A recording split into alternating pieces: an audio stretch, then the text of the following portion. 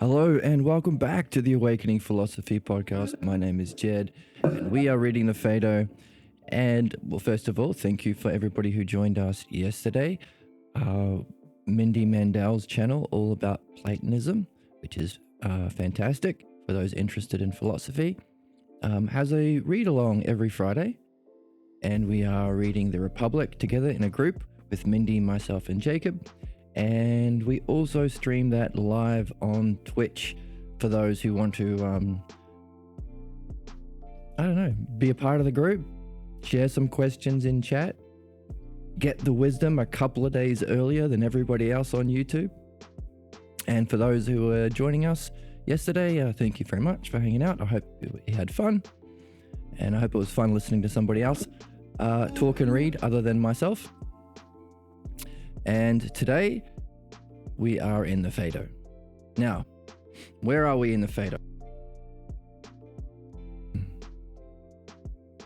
Last time we realized that there might be a standard that Simius is at, and we needed to judge him because that's part of learning the art, being able to judge where people are at and judge their logos. So those were the two examples. Socrates used not judging people and then trusting them and then ending up hating humans because you don't realize that humans are somewhere between the ideal and worthless. We're all somewhere in that arc. And he said this is a metaphor for the logos. You also have to do that with the logos. We have to judge the validity of the logos. Some the logos or the arguments people use, the words, the reasoning, the structure of their thinking is going to be somewhere between the ideal, the self-logos, and their pathologos, the shadow of the ideal that is the cause of their problems. Which is, of course, why we want to be reading and learning the logos itself so we can climb that ladder up and also recognize, recognize the deviations from it and understand that even our problems follow an understandable pattern, which happens to be the same pattern as the ladder up, only with different terms. Welcome to the chat, Eddie. So that's what we're learning. And Socrates calls that understanding of the logos, the structure of understanding, the structure of the paradigm of all reality, allowing us to understand the stages of personal growth or philosophical development or spiritual enlightenment, because states of mind is half of it. Understanding is half. Dianoia. Cognitive states are part of it as well. Last time we talked about there being levels of reality and the study of that as a fancy name in philosophy, ontology, which comes from the word ontos. And the way that we apprehend it has a fancy name. Epistemology, we don't have to be fancy, but it's good to know those two. They're kind of bedrocks if you want to talk to academic philosophers. Epistemology, which comes from the word episteme, which means to know. So we want to climb that ladder of understanding to awaken our episteme, different cognitive functions that can grasp ontology, the different levels of reality, the different dimensions that exist in our universe. And pretty much philosophy is the only real subject that studies these dimensions and prepares ourselves to access them by awakening the different cognitive functions in our mind. That's what we're doing. And how do we climb that ladder? This is the most important thing that Socrates wants to leave with us, and he's sharing that on his last day before his death, the art of the logos. There must be an understanding of that for it to be an art. There has to be an ideal for it to be an art. There's a paradigm that can be understood, and there is a skillful use to benefit others. All of these are things that are required in an art, maybe more. We're learning as we go. We're developing a hypothesis. We're evolving. So it's a hypothesis. It's an if. We're learning more about the art. That's what we're learning. Somewhere, the art of knowing the ideal and recognizing the deviations, but also being able to judge where in that arc is the person we're talking to. And we can do that. One of the ways we can do that, judging them as a person, is the logos they use. What words are they using? Because this is our metric, the logos. How do we think? How do we talk? How do we make sense of the world and ourselves? So there were some key words that Simmias used last time. Socrates walked him through the argument of whether or not the soul was indestructible. So we could judge the reasoning. His reasoning was, well, if we've already seen that the soul is immortal, if something that's immortal, which means everlasting, is destructible, is destroyed, then nothing would be indestructible, because it's like the gold standard. If immortality or lasting eternally gets destroyed, then everything must get destroyed, because it's the best. It's like the most, it means everlasting. So therefore, if the soul is immortal, it can't be destroyed. What do we think? Can we judge him where he's at and where he's stuck, so we can put him on that graph using his words, using his logos? Okay, so how much of his logos is the self logos that we're learning about by reading the text, trying to match the text in our own seeing and thinking? And how much of his answer was his own personal mythology, his religious or social mythology? Also, he said, I don't distrust this reasoning. So equally so, we're looking at a ladder of, let's go into our notes. We have some ladders. So this is our ladder. Where are you at on this ladder with my pen? Here it is. Where are you at on this climbing of the ladder of the logos towards our ultimate goal? And where are you stuck? The shadow. One keeps you tied to fate. One brings you to destiny. Where is Simmias at? You have to practice. But also, hey, if this is a universal paradigm, then here we go. It also would be reflected in the movement of trust to understanding, to nous, maybe to phronesis, maybe to something even beyond. In other words, our cognitive functions or epistemology. So, can we judge where Simmias is at based on his ladder towards destiny, or where he's stuck? Where you at or where you're stuck, same, whatever one of those two, it's the same thing. Hey, where you at? Well, I'm at this level of development, but I don't really understand this. It's going to tell us where you're at and where you're stuck, or give us a starting point to figure that out. Like the art of medicine. Where are you at? I'm pretty good. My cholesterol is down.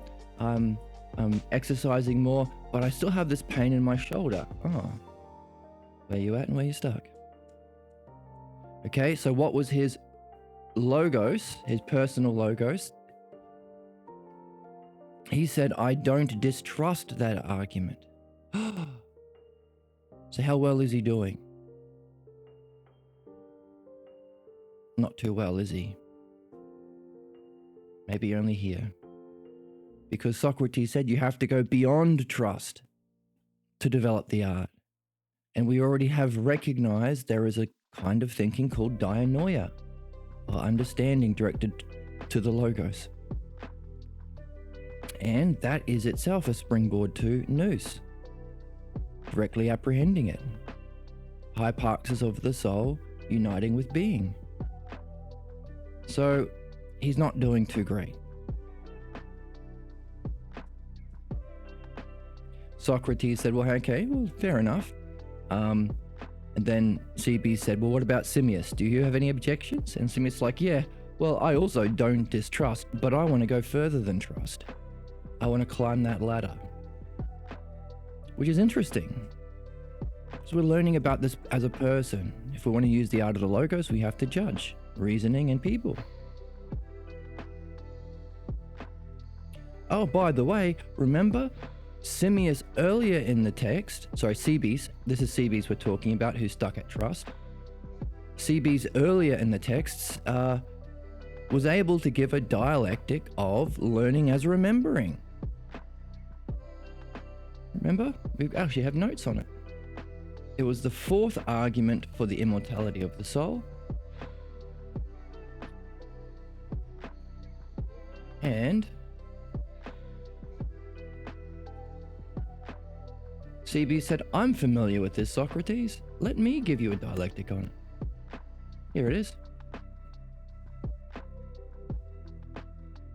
Is it here? Here we go. CB's argument. Learning is recollection. He said, number one, if learning is recollection, there's our hypothesis, there's the if.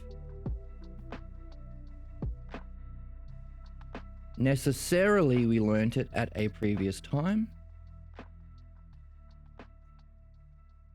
Third step, that would be impossible if our soul were not somewhere before she came to exist in this human form. Conclusion, therefore the soul is likely immortal. 4 steps. Interesting, because how many steps are there in the dialectic? 4. Did he define his hypothesis to begin with? Yep, there's your if. If learning is recollection. How would that function? Demonstration? Well, we'd have to have learned it at a previous time. Yep, that's enough of an argument for me. I'm happy. But hang on a second, some people won't be happy. We have to push the implications, or division, push the consequences. Well, so it's either going to be possible or impossible. We're looking for harmony or discord. If our soul were not, so this is taking side B, if it was not the case, that she was somewhere before she came to exist in this human form, if it was not the case, we would get discord, impossible. Remember? This is what Socrates said. This is how we should think. Create our loftiest vision for an if statement hypothesis. See how it functions and the consequences that follow.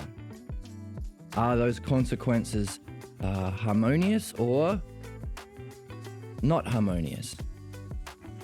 Therefore, make a conclusion whether or not it was sufficiently proven. So from this division stage, or pushing the implications or following the consequences, there was a conclusion, impossible. Therefore, the last stage is our synthesis analysis. Bring it all together, synthesize it. Therefore, our soul is likely immortal. Analysis, does that relate back to the beginning? Yes. If learning is recollection, our soul is likely immortal. Very nicely done. What do we say to Simmias? So, Socrates says the art of the logos is to judge. Judging his logos, to judge where he's at. You can say, oh, you've done pretty well.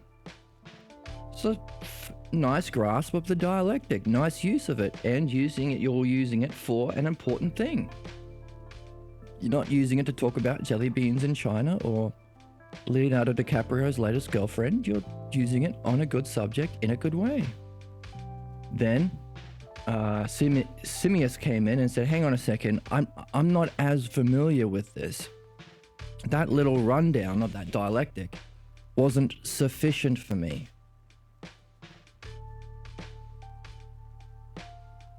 Can you break it down further? So while we have those four steps, definition, demonstration, division, and synthesis, analysis, you could say all of that is a kind of definition. This is the fantastic thing about there being an understandable paradigm. Every level of the ladder, you will see it playing out. Even our problem is the dialectic. It's just playing out with different terms. This is a fundamental principle of reality that we are discovering, which can be expressed as terms may vary depending on what level you're at or whether you're in your problem, but relations stay the same. This principle is sometimes said as above, so below. It's the principle needed in reality for analogy. If there was not some sameness between this level, king to his people, as a shepherd is to his sheep, we couldn't look at how to be a king using analogy. An analogy is how we think. So we just did a little dialectic on why there must necessarily be a principle that terms vary but relations stay the same. Was it provable? By the way, we could take the opposite if it's not the case. If it was not the case that terms vary but relations stay the same, then we would not be able to think. We would not be able to understand that which we don't know by looking at what we can see, looking for relationships, applying that principle to a new set of terms. So looking at a shepherd relating to a sheep, applying it to a new set of terms we don't know about. How does a king rule? To gain an insight and remember and recall something higher.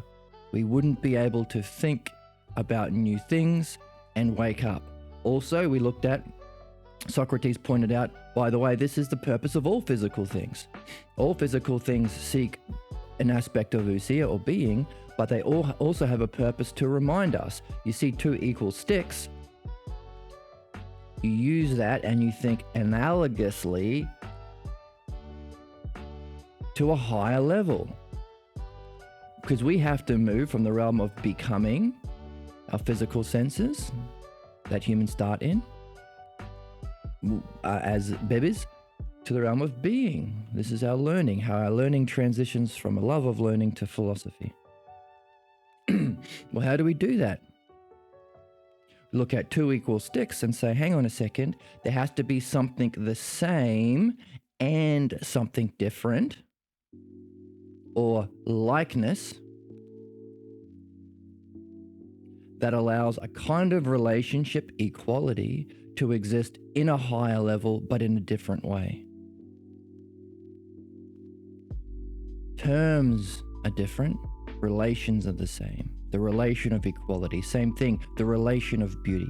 That's more beautiful than that.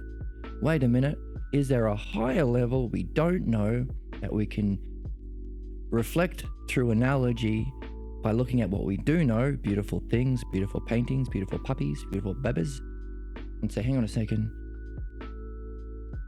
what's beauty itself? What's the relationship between things in the metaphysical world, and how does beauty relate to that?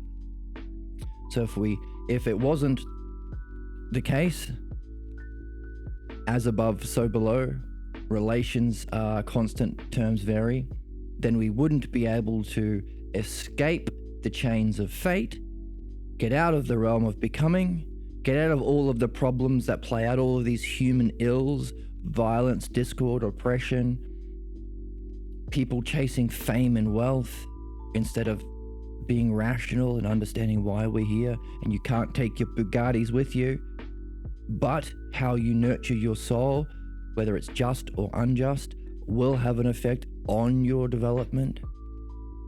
Eternity is much longer than this lifetime, buddy.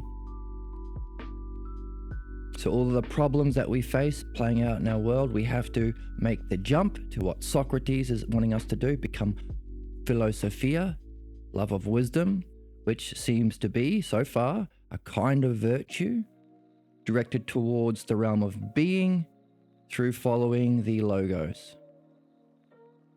how do we make that jump into just to wondering about being, not wondering about Tom Cruise or wondering about how much money we can collect? Okay, so we wouldn't be able to make that jump.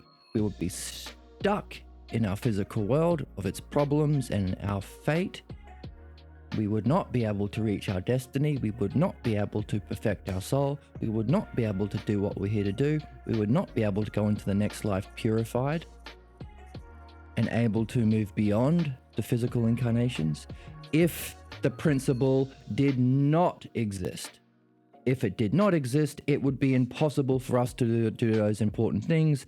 Therefore, we can come to the conclusion that it must be the case that from that it's a necessity, both for what we need and an impossibility if the opposite were the case.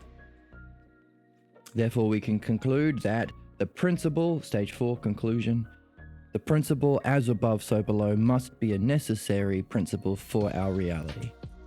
So we just took what Sebi's did here, and we did the same thing, but for this principle we're talking about. Principle necessary for us to think and to become philosophers. Okay, so you could say this little 4-part. There's a question in chat. Sure, you can ask a question. It might be a little bit until I see your question because sometimes I get on a roll, but yeah, feel free to ask. Very much encourage the questions. They are gifts that can unlock new mysteries. So please.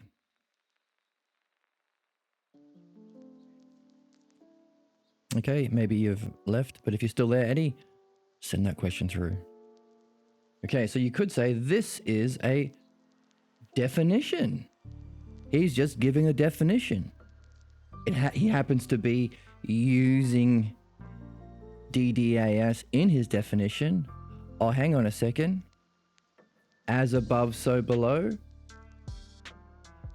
In his definition, so within that realm, here's the below, he is still using DDAS. So if we look at it this way, DDAS, he's giving a definition of learning as recollection. And within there, 1, 2, 3, 4 stages. So he's using DDAS. So one level as above, so below. This is the fractal. Turtles all the way down. Dialectic all the way down. Okay, so what happens? Well, you give a definition, and when you're functioning with it or demonstrating functioning with other people, that definition might not be sufficient. And it wasn't sufficient for Simeon. He says, I'm not sufficiently familiar with this argument. I haven't hung around Socrates as much as you, CBs. Can you break it down further? Can you give a demonstration of this which you've defined through dialogue with me? What's going to happen? You hang out with your friend, you have some coffee, and you say, I had this thought, buddy of mine. You know how all learning is remembering? Is whoa, wait on, refresh me on that. Oh, all learning is recollection. So we previously must have learned it at a previous time. That would be impossible if our soul didn't exist somewhere before we were born. Therefore, our soul is immortal. So you know how our soul is immortal, right? Oh, yeah. I'm with you now. Yep, keep going. But your friend might be like, hang on a second. Break it down a little bit more. I see you might be onto something, but I'm not quite with you.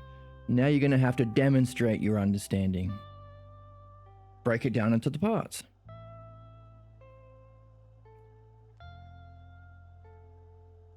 And CB's, was he able to do that? Could he demonstrate what he defined? Had he completely integrated it into his way of being?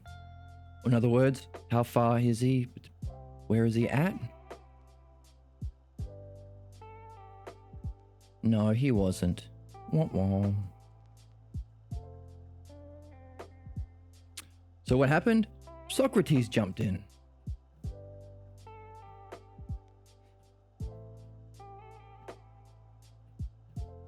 And Socrates walked him through the dialectic, walked Simius through the dialectic. And did we write it all out?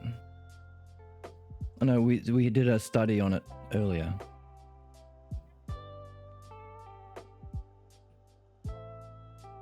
Lots of notes there. And what was the actual argument itself?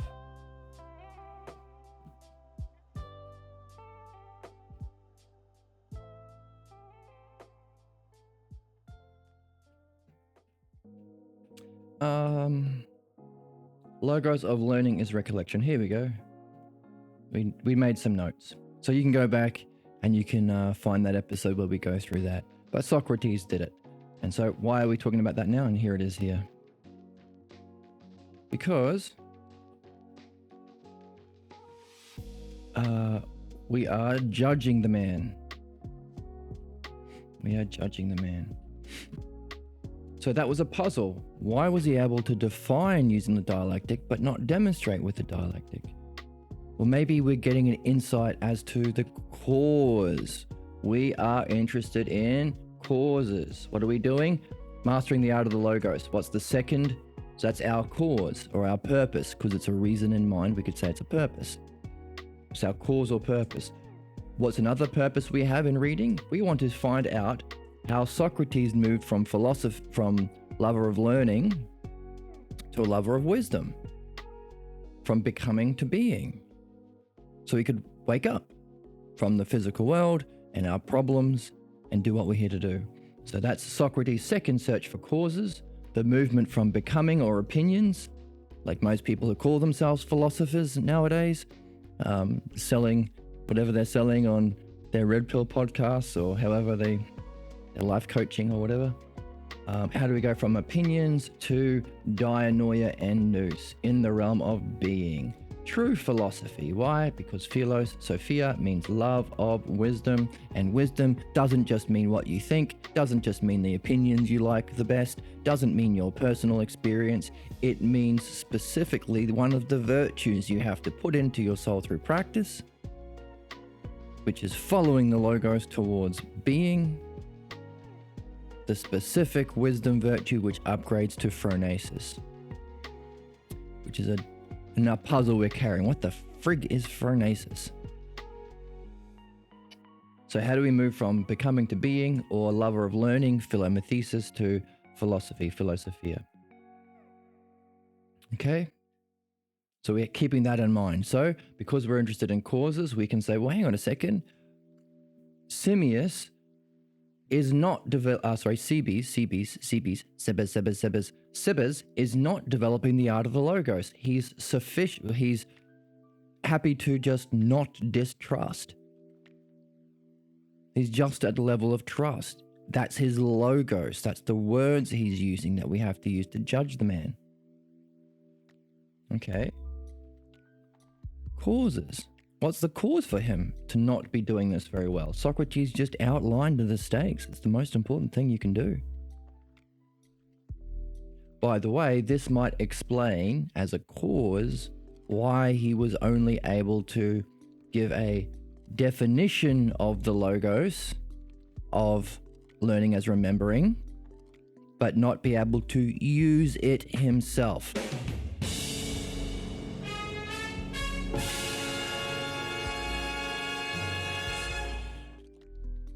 By the way, if you're just trusting or believing someone, you might be able to use repetition, imitation, repeat. Maybe those 4 arguments is something he overheard, or he is putting into his soul, so he's at that level of practice by repeating him, which is fine. You need to start that way. Hey, we talked about that earlier. Continually repeat and go over this doctrine, this text, this podcast.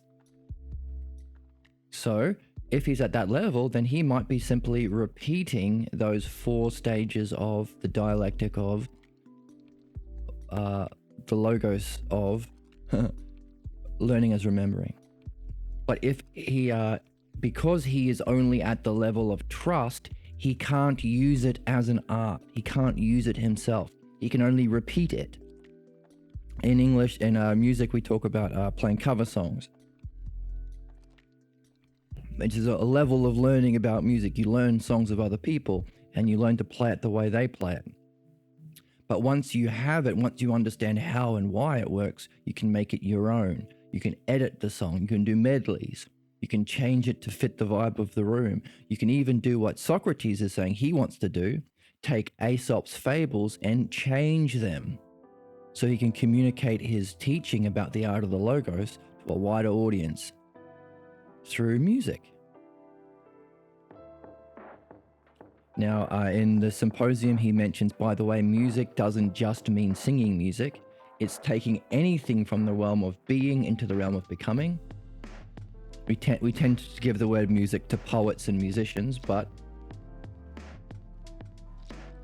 I want to take my art of the logos, which must be in being, if it's a paradigm, present it to everyone else, all of the regular folk in the realm of becoming, and I'm going to use Aesop's fables.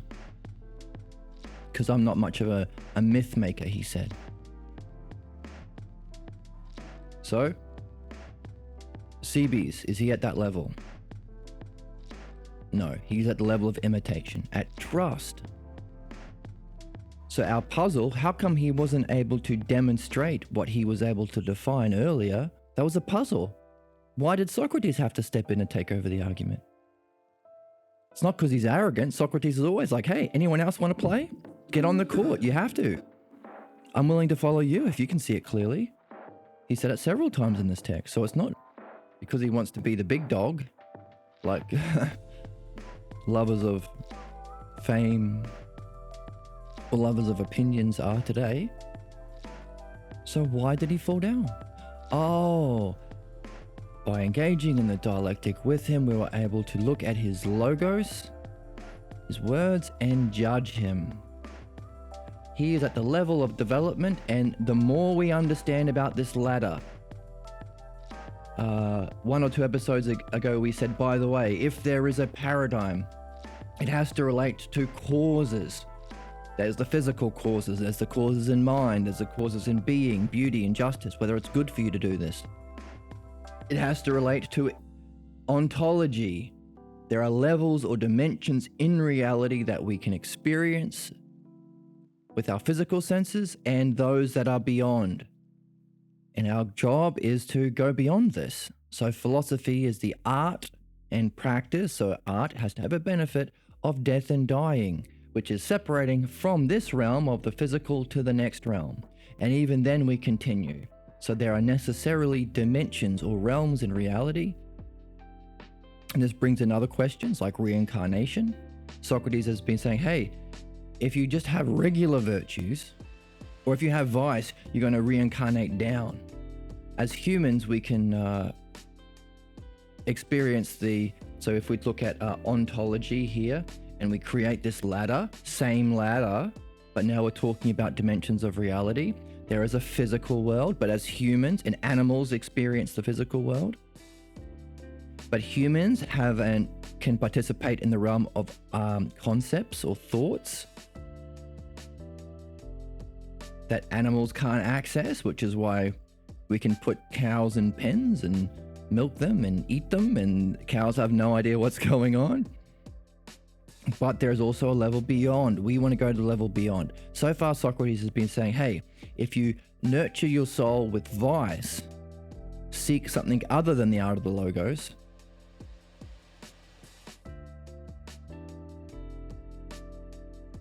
and act in a negative way, you go down. You become an animal. A wolf or a donkey, or something of that sort.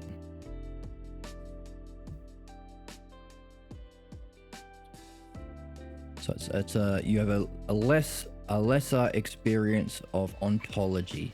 You don't have access to the realm of understanding that humans do. Now, we're not saying they don't have a soul or consciousness, but they are definitely at a right. So we're not saying that they don't have intelligence of any kind, or they don't have a soul. They definitely have a soul, because we're talking about where our soul goes. As a human, our soul can become a cow, says Socrates, which does not have access to the logos. They still have a kind of thinking. They have a perception of what they're experiencing. You can even go lower and say there are like worms and stuff that just have sensation. That's all they have. And then animals, next dimension up, have perception. Anyone who's had a pet know that their pets can perceive things. They have their own little thoughts. That's what makes them very cute. But they can't participate in the level of the logos that we can as human beings. Concepts. Their concepts are kind of rudimentary. Now, in saying that, in the recent times, people are teaching words to animals. There are dogs that push buttons, that talk. There's a parrot that I follow on Instagram that talks a lot about his friends, and he likes to play music. And of course, there are lots of Instagram people who have like a little bird that like sings, does the making bacon pancakes dance. And of course, they have a level of perception, right? But they can't participate in the logos yet.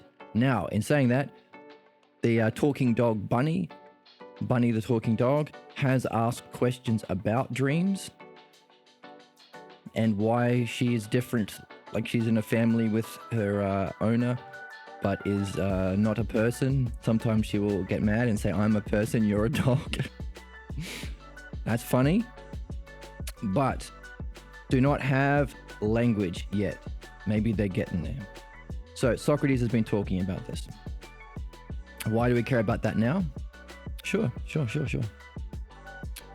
But you agree they can't participate in the logos the way we are. You wouldn't be able to have this kind of conversation with them. And Socrates says that's because they are a soul who's either gone down or maybe on the way up. This is important because we are seeing that this ladder of the logos also applies to what exists. There are dimensions. And Socrates is saying, I am going up. I'm going to a better realm with better men that you find here, men who've completed their work here, and better gods and better masters. So it's not about picking favorites, it's just acknowledging, there are dimensions to reality, and the higher is the better. Humans can live a more rich and interesting life than animals, and hey, humans have the possibility of going up. I mean, maybe if a cat lives a good life as a cat, how will they know how to do that? I don't know, you're kind of at the whims of fate, it seems. But nevertheless, we are here as humans. We must have been good cats in our past lives or something. We are here and we have the ability to awaken the logos. The art of the logos is our ticket up. This is why we have our problems in our world. If we don't have the art of the logos, we will suffer. And that's our world. People in charge do not have the art of the logos. They have the skill of convincing people that they should be in charge. There's no idea of benefit. There's no idea of an ideal needed for an art, benefits needed for an art, and understanding, or this ladder is needed for an art. None of that exists. And so we are playing out in real time the implications of a lack of art of the logos in our world. But we want to go beyond. We don't want to go down to the animals. We want to go up to that next dimension. Now, this is interesting because if what Socrates is saying is true, and we have to go from trusting him to understanding him, and that how we live, how we nurture our soul has an effect on our incarnation, what does that mean? If there is some sort of choice of what next life you have, How many people would choose to go to a higher dimension? To make that choice, you have to be aware that there is a higher dimension. Not only that, you should be gaining familiarity with it. Practice. And you must be able to determine it's best for you to be there. This is what Socrates has been saying. Hey, look, my bones and sinews are a cause for me sitting in this prison cell. But if my mind didn't think it was best for me to be here, my bones would be boning elsewhere. In other words, more causal. His mind and what he considers good and just and beautiful are higher causes. So if our job here is to move up our evolution to higher life forms, forget about the bugs and the animals in chat. You want to go better. We're not saying, and by the way, just because they're a lower level of development doesn't mean we are unjust to them. We have to be even more just to them. But we can't pretend everyone's the same. We can't pretend Simius is the same as Cebes. Cebes was at the level of trust. Simius is saying, I want to go beyond.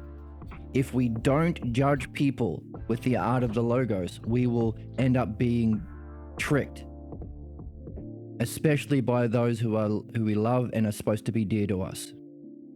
And if you don't realize it wasn't them, it was your lack of the art of the logos to judge, then you might end up hating people.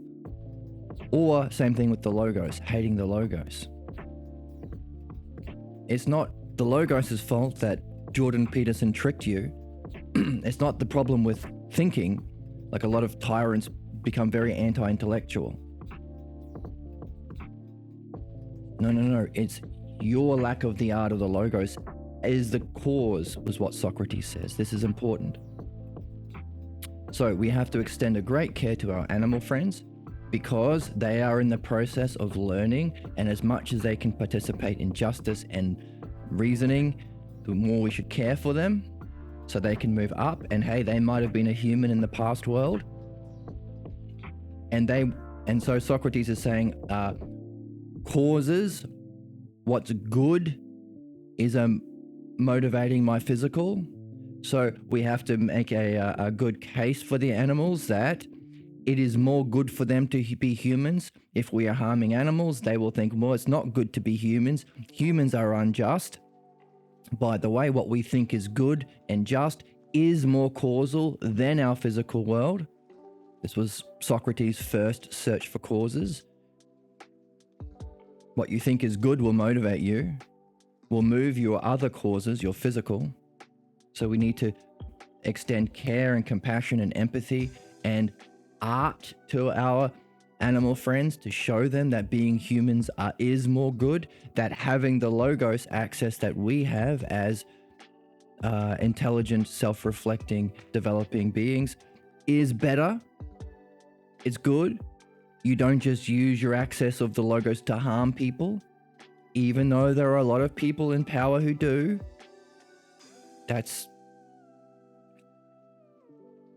We also have to make a case for those people. Hey, animals, it's good to access the logos so that they, if they have a choice for their incarnation, would choose to be a human and have access to the logos. But similarly, in our world, if we are fortunate enough to come across somebody who points out, hey, Socrates is passing on something important. If we are lucky enough to develop the art of the logos, we want to equally say, hey, other human beings, it's more good to use the art of the logos than to play out your tyranny, to play out your vices, to play out capitalism, to play out tyranny. In other words, humans can come back as humans, but why not pick a philosopher? Someone who loves learning and can go from loving learning to loving wisdom and develop the art of the logos. So set a good standard for our animal friends, but set a good standard for our human friends. Because Cebes might not be able to get there in his lifetime. We are judging him. And he is, at one level, he's doing all right because he has a familiarity with the logos of learning as remembering. So he's a bit better than Simius, but he has this other problem that causes him to be content with trust. So maybe he's further along in this problem than Simius, but a little bit higher up in this ladder. So he's maybe here, whereas Simius is maybe here. This is important. This doesn't just apply to people, it applies to ontology. So hey, maybe a single-celled organism or a worm is here. Doesn't have a big problem because it's just a worm. Likewise, a cat is here. Doesn't just have sensation but has perception, but doesn't really have much of a problem. I mean, the cat's problems are not to do with the pathologos. It's maybe fighting the other cats in the house. Okay, but humans can go a bit further, but can go all the way down this way. So there's a greater potential for a human to play out injustice. But likewise, that must mean there's another level beyond humans that Socrates is talking about that, hey, set a standard. It's good to be a philosopher. So if you are a banker in this life, maybe choose a philosopher next life. And then when you are a philosopher, you don't want to come around again. You want to go up. Why? Well, first of all, we know it's possible. Only somebody interested in understanding ontology or what exists can figure out that. And only someone who is interested in what exists through the art of the logos can actually understand it. This is probably another reason why Socrates says philosophy is the true spiritual tradition.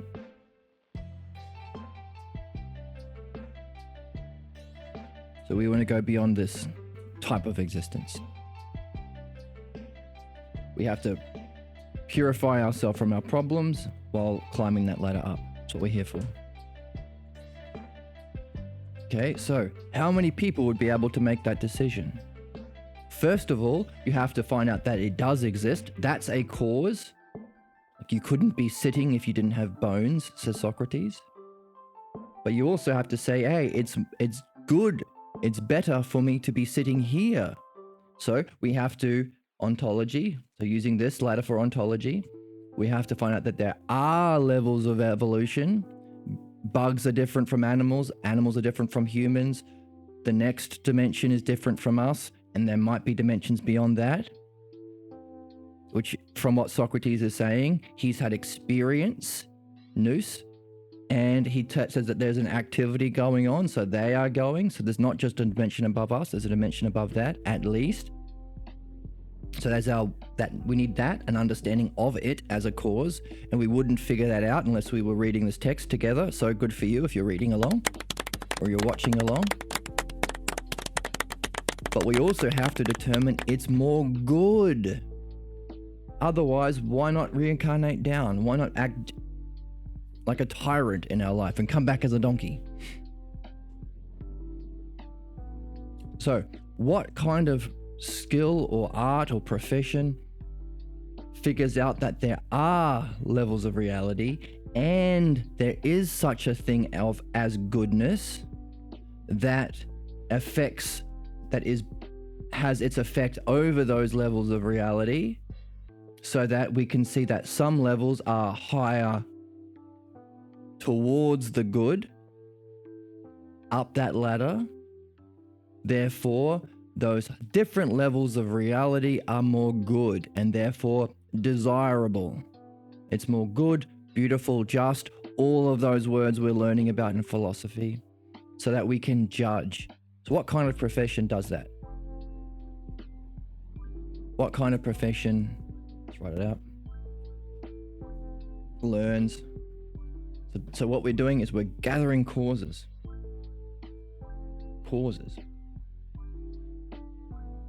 Causes for evolution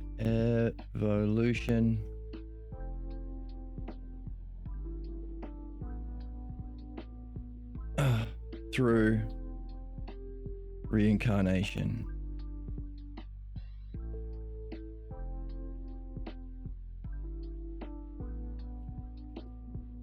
Okay, we've got that levels, okay, levels is universal, but particularly for this, we're talking about ontology or dimensions exist. You need that as a cause. You have to have, you need to be able to judge that some levels of the ladder or dimensions are better. We aren't the same as each other. Simians is not the same as CBs. We aren't the same as cats or bugs. We have to, therefore, for this, we have to learn about what makes things better, which is, of course, good itself, beauty. So we'll say self-good or self-beauty. B-E-A-U-T-Y. We want what's beautiful, don't we? Self-justice. We want what's just, don't we? And so on. We also have to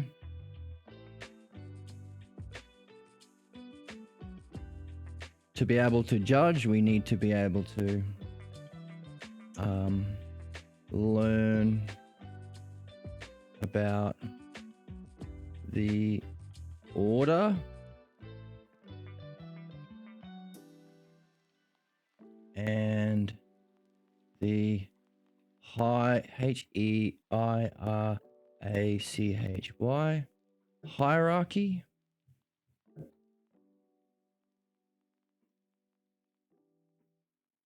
The order and the hierarchy.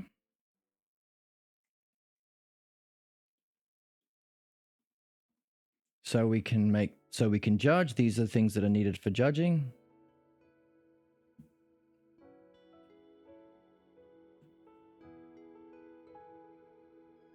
So these are all causes that we are developing. Okay? So we have to learn that exist. How many skills or professions learn about different existings? Hello, welcome back, welcome to the chat. How many systems or studies learn about there being different realities that exist? As far as I know, philosophy is the only one. All right, maybe quantum physics or theoretical physics postulates them, but they don't actually have a way of proving them. They're not able to experience them and verify. So it might not be sufficient. Okay, how many studies are able to judge what's better? Okay, in order to judge what's better, you need. This requires, for this cause requires these causes. How many studies are interested in finding out the self-good, the self-beauty, and self-justice?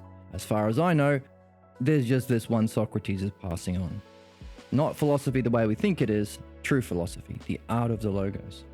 Okay, how many studies learn about the hierarchy and order of that can be applied to dimensions towards that which is the best or the most good? As far as I know, philosophy. So you need these two to be able to judge what's better. So all of this is needed for all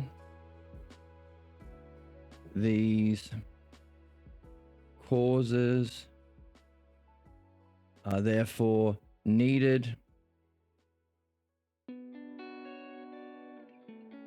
for evolution.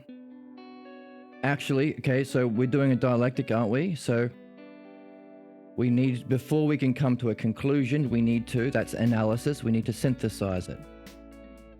Okay? So, this is our opening hypothesis. These are the divisions. Is there a word for us that unifies learning about what exists, learning about the nature of the good, what is more beautiful and more just, learns about the order of the terms within these dimensions, these levels, learns about their hierarchy towards the good, so that we can judge?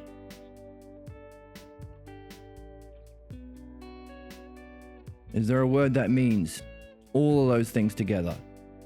How about this one?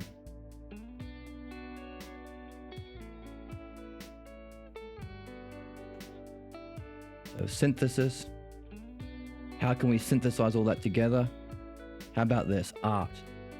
Does an art require learning that it exists? You have to allow there to be an art before you can study it. Allow dimensions to exist before you can learn about them. Does it know what's the best? Does an art know what's the good thing? Now we're interested in reality, so we're not just learning about what's good in our art, we're learning about what's good in reality. So it's the ultimate, so it's the ideal art, of course. So let's get rid of this and say the ideal art. We have to learn about the order and how those orders are hierarchically arranged in order that we can judge. So we missed a term here, so let's move this down.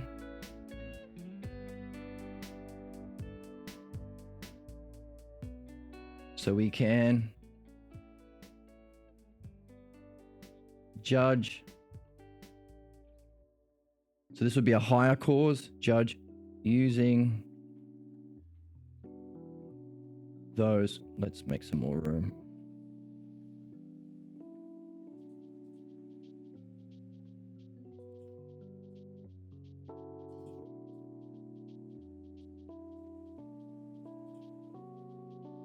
Okay, so we need to a little bit more. We need to judge using those causes to benefit. Let's give this a different color. To benefit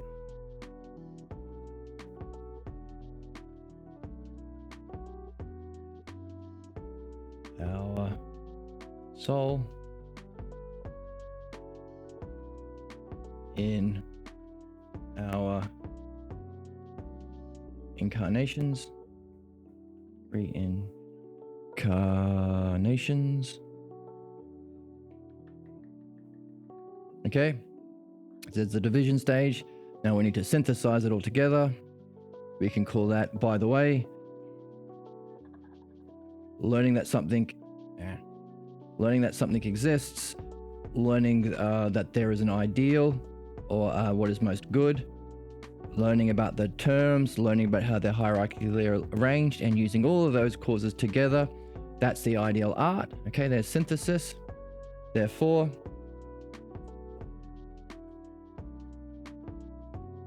the analysis phase of our dialectic. So we're learning how to think. This is what Socrates is teaching us. This is how we think. This is how we reason.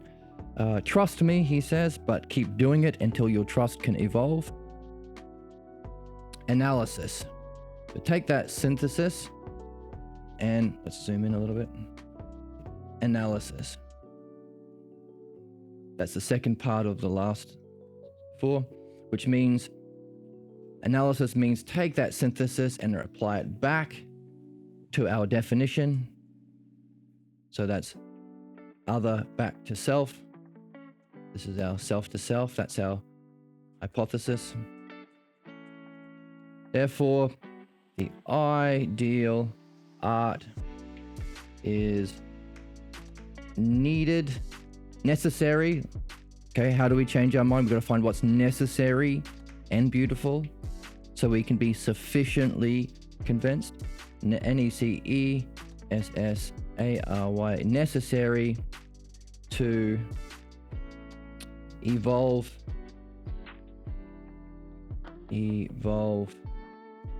through reincarnation.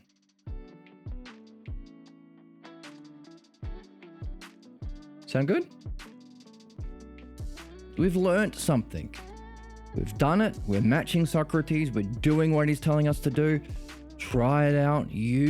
Create a hypothesis. Make it your loftiest. So not about Tom Cruise or jelly beans. Okay? Push the consequences. See what follows. Synthesize it together and see whether it's necessary, harmonious, or if it's discordant or impossible, so you can make a conclusion. And that's learning. That's dianoia. That's the gateway to leaving your body. That's the gateway to true philosophy, which is reaching the level of being, reaching the higher dimension. This is actually how you climb the levels of dimensions, says Socrates. This is the true practice of philosophy. Do this. We did it together. Good for us. It's a kind of purification. It's a kind of unification of your consciousness, focused on something that's important. So it's a kind of meditation. But what you're focusing on is something important. It's your loftiest vision. So therefore, by the way, if you're focused or meditating on this, you have the ability to move into contemplation. Why? Because contemplation means joining with it. Therefore, if you're meditating or focusing, like we're doing here, on something that is knowable, joinable, then you can reach contemplation. That is nous. And by the way, if you've been practicing this, you've been developing the virtues, because this art of the logos is necessary for all of the virtues. And if you do reach that higher dimension with this as your method, you can develop the greatest virtue, phronesis. Throw some potatoes in was the word he said before. Phronimotatin, the highest, you want the highest level of phronesis. Because he said last time, if you do this, which we just did, last time he said what you're doing is,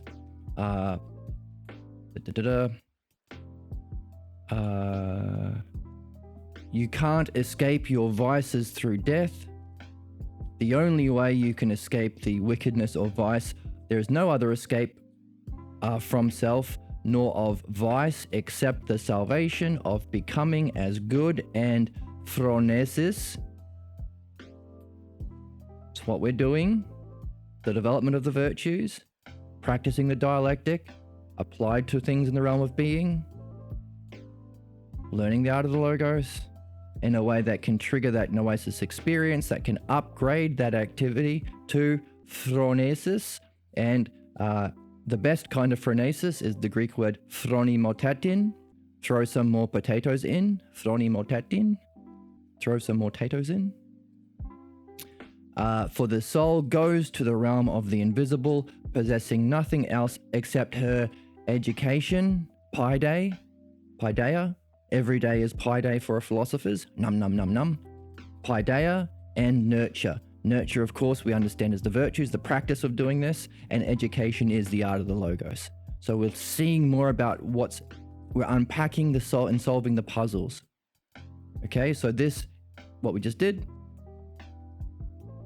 Oh, and by the way, that will greatly benefit. So there's our idea of benefit. Finally bringing in the idea of benefit to this idea of art. Or harm you. From the beginning of that journey, as soon as you get to the next world, you're either going to be harmed or benefited based on how much you're doing this. Where is it? This. What is this? Finding something we're interested in. Something that has an existence in the realm of being, so is knowable. Doing, which for us is dimensions. They're knowable, ontos. Structuring your thought out through the dialectic. Finding this is others to others. This is division. Dividing it out. How does it relate to everything else we've been learning? For us today, it was causes. We've been learning about causes. Synthesizing it. So this is step 4, synthesis and analysis. Synthesizing those implications or what was the other word he used? Implications or conclusions? Consequences was the word in the text. Implications or consequences. Synthesize it together. That's a fun activity. By the way, we had a nice word that we've been working on already. So rolling on our learning, helping us. The more we see, the more we can see. We could all unify in the idea of art, and therefore the last part of the dialectic is synthesis and analysis. So we apply it back to the start, allowing us to go back to where we started, right? Luke Skywalker has to go back home after his journey. Frodo has to go back to the Shire after his hero's journey. It's a fundamental aspect of the hero's journey in mythology that we stumbled upon, but now we're understanding why, the cause for why the hero's journey is always the same in media and film, that you have to return back to where you started with a new level of seeing and a new level of being leveled up. Why? Because the dialectic says so. And the dialectic is literally the paradigm that we're saying applies to everything. So what is it? You return home with this, return home to better understand what was there the whole time. That is, our ideal art is necessary for evolution through reincarnation. We've learned. So we started by saying, hey, by the way, isn't it funny that if there is incarnation to higher levels, the only way of being able to make that journey is if you're doing this? If you're a banker, you're not learning that the dimensions exist. If you're a astronomer, you ain't doing it. Hey, maybe a theoretical physics person. Okay, sure, maybe. But hey, by the way, are they also studying the nature of the good, the beauty, and the just? So they can determine that these higher dimensions are actually better? Nope. Is he learning the dialectic so he can hierarchically order those dimensions that he's finding out? Nope. Therefore, can he judge those causes to benefit? Is the physicist developing an art to do with evolution of the soul? Nope. Therefore, conclusion, you can make another conclusion. Therefore, not just the ideal art is necessary to evolve through reincarnation. We just did a quick dialectic again, which is what you do. You go through it once, you've seen it in a new way, do it again, do it again, do it again. So I hope you, like in your own documents at home, for those playing along, joining the journey. You're a wizard, Harry. I hope that you maybe have a document on your dialectic of beauty, and then you've done another one, and then you've done another one. We just did another one. We can say, again, new conclusion, philosophy, which is the art of the logos, is needed to evolve through reincarnation. Necessarily so. We don't just have to trust Socrates. Because we've done it, we can understand it. It's ours now. So if we meet someone and we're having a lovely coffee with them, cheers. Cheers. And they're wondering about their death, their mortality, what they should be doing with their life, we can say, hey, you know what the best thing to do is? Learn the ideal art, which is philosophy, which is the true philosophy, the art of the logos, not what those jokers say philosophy is. Learn the art of the logos. And they're like, what?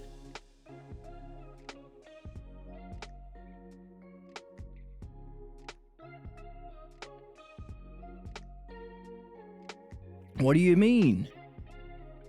Well, because we're not at CB's level, again, judging him, we don't just have to imitate this reasoning. We can use it because it's ours, because we did this exercise. So if you've done it, good for you. So for CB's, CB's gave a imitation, a definition of learning as remembering, but he wasn't able to demonstrate it with Simius. But if you've done this, you can. Your friend will go, hang on, I'm not sure. Let me walk you through the stages the way Socrates did with Simius. It's yours. And what are you going to be doing? You're going to be waking them up to the thing that is necessary for their evolution, both in this life and in the next, leading to eternity. So you are benefiting your friend.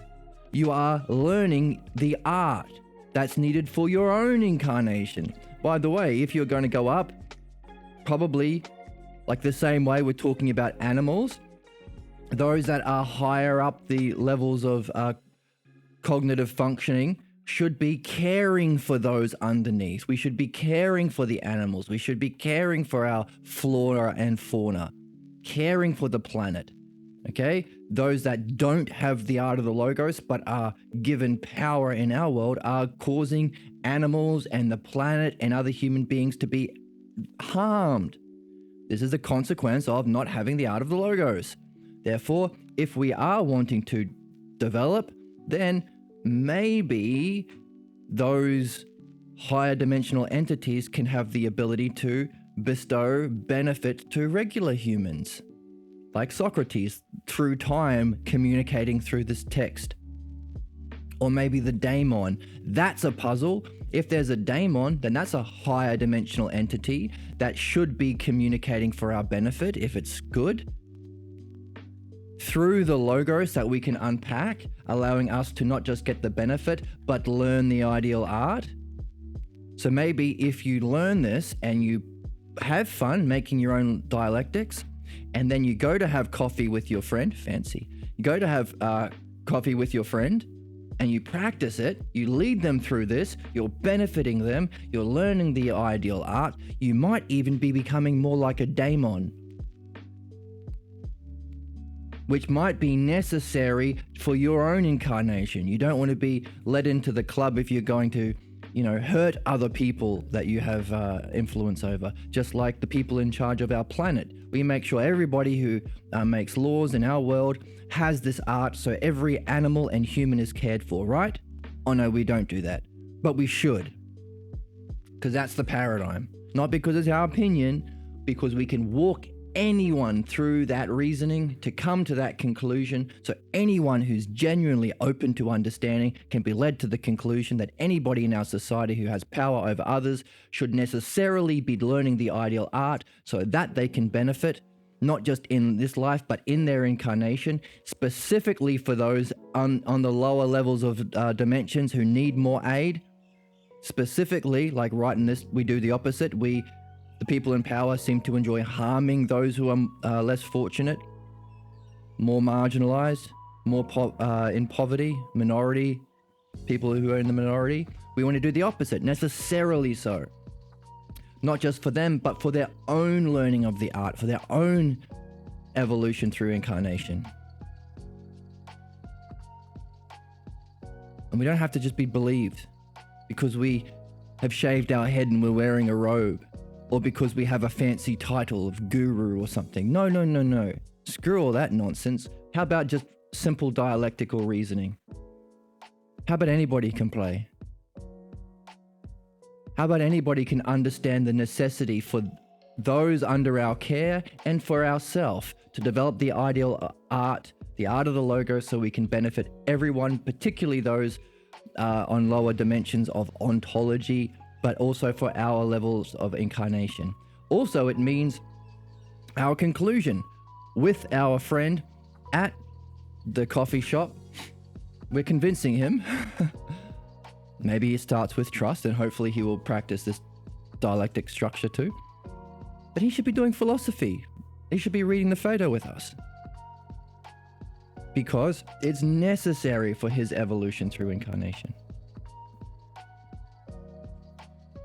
Okay, so this is what, in our judgment, which is part of the art, you got to judge where your friend is at, if he's genuinely interested, or if he's just having coffee with you because he wants to, get close to you so he can date your sister and he's not really interested in philosophy. You got to judge him based on his logos. What words is he using?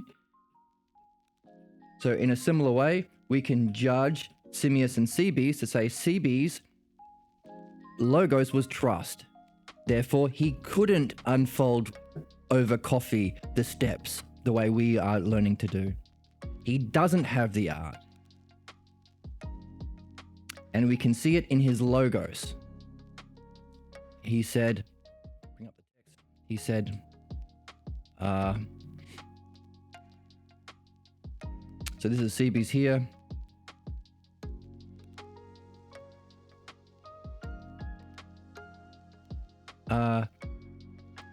I don't have anything else to say, Socrates, and I don't distrust the logos. He's talking about trust. So how can we judge him? Well, if we are learning the art, we're learning the terms and the structure. We applied it to ontology just now.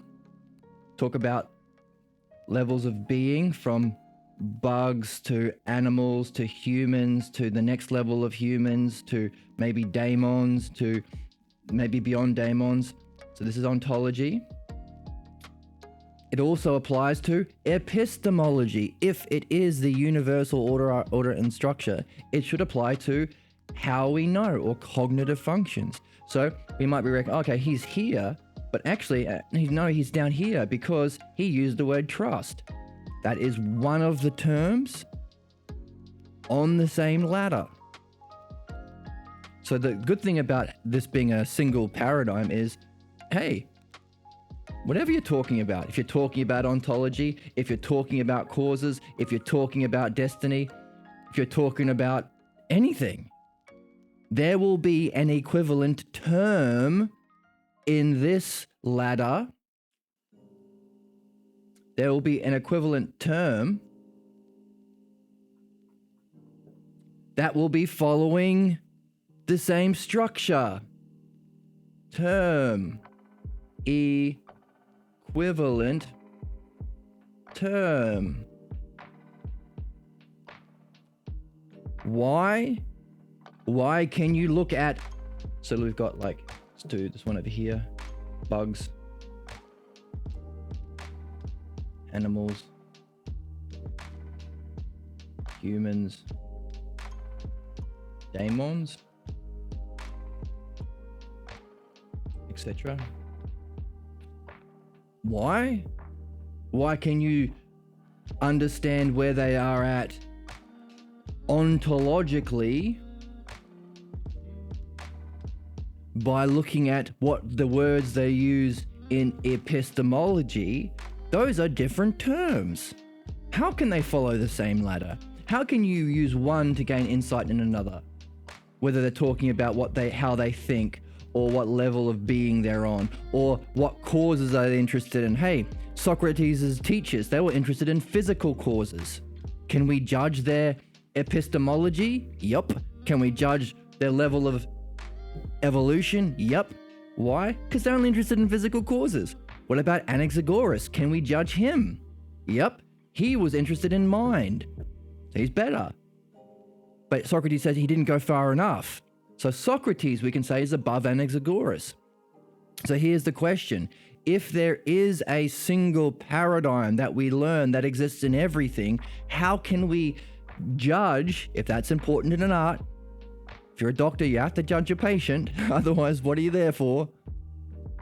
If we can judge by using their logos, their words, whether it's epistemology, ontology, causes, whatever it is, hey, talk about sports. What words are they going to use?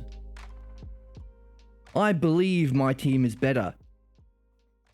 Or will they say, I understand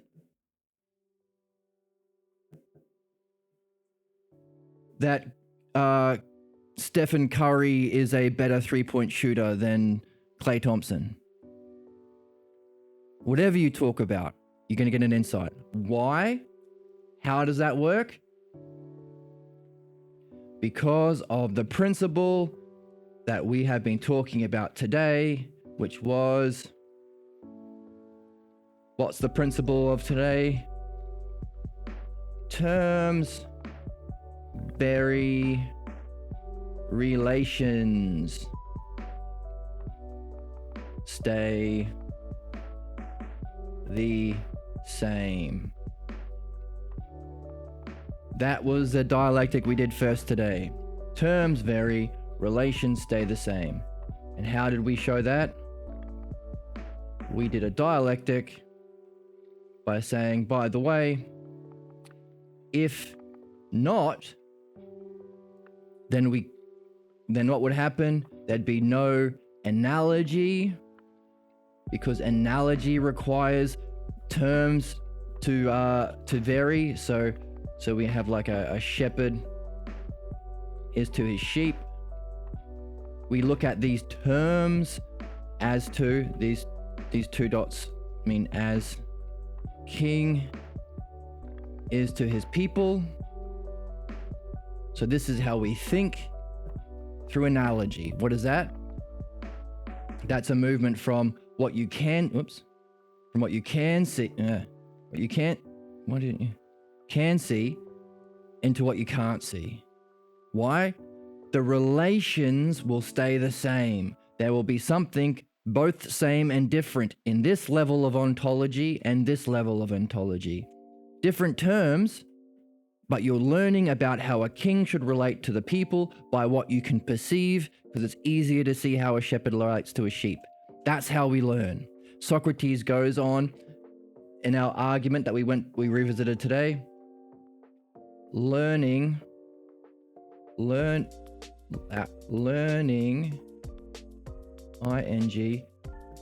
as remembering.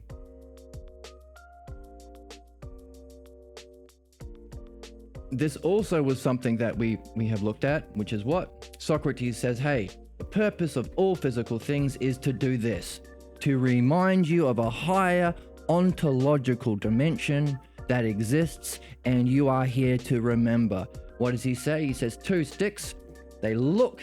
So we've got some eyes here.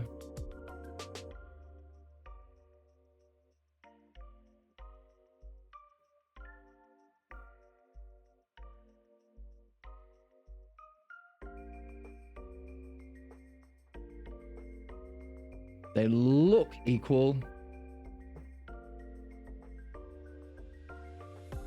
Okay? But the equality that exists of this physical world, so equality in the realm of becoming in our physical world that we see through our eyes, our peepers, our eye peepers, it has some similarity, which means some same and some different. So that's, by the way, this is the principle of likeness. So this is likeness, which means some same and some different. What's the same? Relations. What's different? Terms. Through that, it has a connection with equality itself, equal, or self-equal, we would say. Let's give it a different color. Self-equal in the realm of being. Yay. So he says this is learning.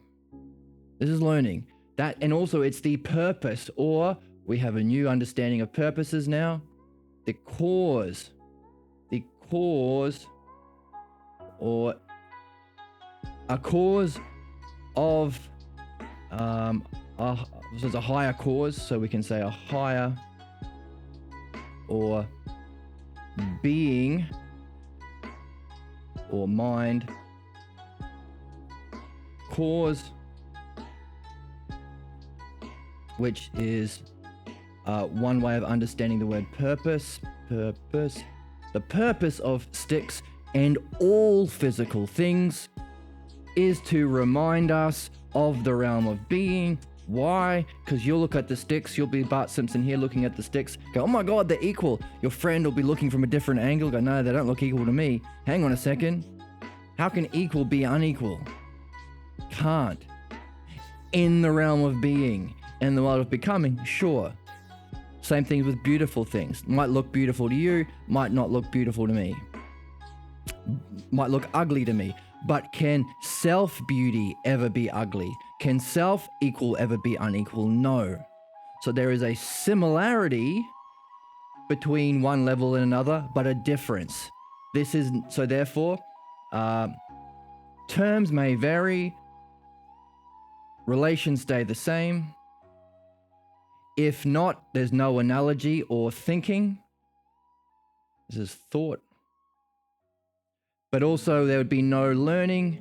Therefore, so these are the implications that follow of what if it doesn't exist. So you can take if it does or if it doesn't. We could have taken the opposite. If it did exist, we would have learning, we would have remembering, we would have thinking, we would have analogy. We can gain insight into a higher level based on where we are. And also other things would follow. Justice, it would be an unjust world if it didn't happen.